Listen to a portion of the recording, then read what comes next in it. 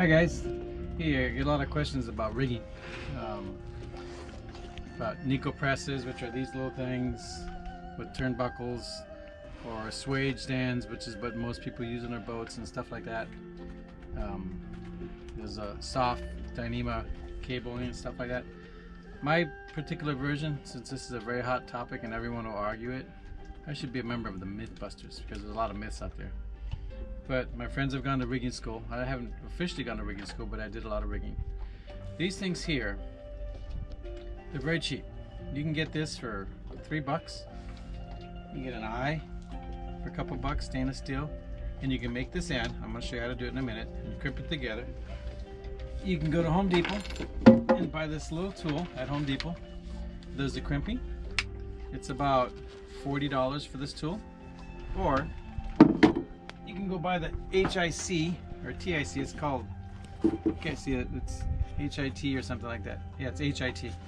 It's an expensive tool. It's got a cut on it. This one's about 250 bucks. It's a lot bigger. It's got a few more choices and sizes. They all do the job. The reason I like doing this type of cabling is because, first off, this thing allows air in between a little bit, so it's less chance of that lack of oxygen cracking. That's the first thing. Second thing is you can cut this and make an extension piece and put two pieces together if you ever had to make a field repair anywhere in the world. And the other thing is, you can buy this cable. This is stainless steel cable. I bought this at a truck supply store, the ones that supply cables for cranes and things like that. It's about 10 cents a foot, 10 or 20 cents a foot. Or you can go to West Marine and buy their cable, and it's about $1.50 a foot. It's the same exact cable. I've had it on several boats over a period of time. Carmela's got it for I think 6 or 7 years. It hasn't rusted. Sometimes you can see a little bit. This is an old cable off of Carmela, and you can just see there's a slight amount of rust after 7 years. But at 10 cents a foot, you can swap it out.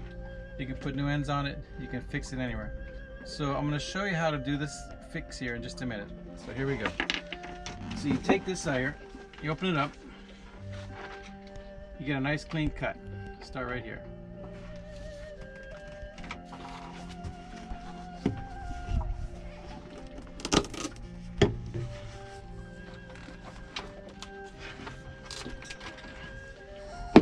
That's what that looks like.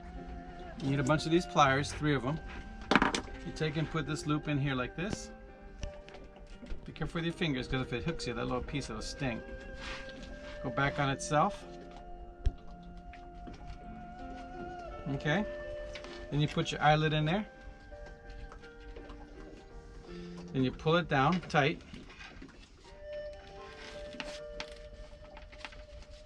I don't know if you can see that.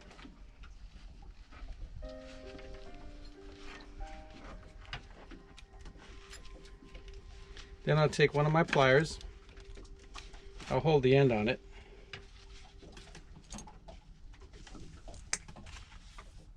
I want it just even with the bottom coming out there. I'll pull this tight like this. Okay, don't mind the music in the background there. It's my Spanish station.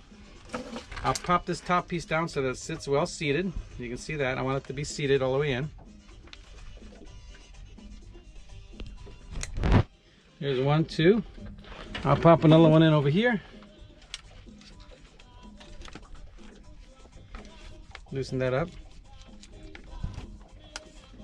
Okay. Push that in.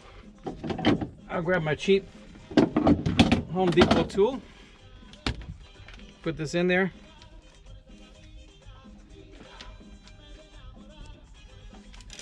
Now I gotta make sure everything is straight. Ends are sticking out good, which they are.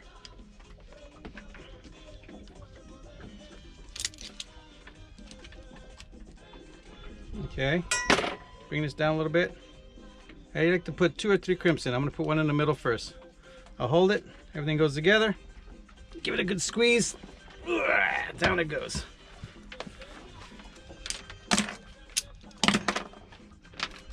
There's the first squeeze. I'll give it a second one. Hang on a second, guys. Someone's calling me from Mexico. Hello.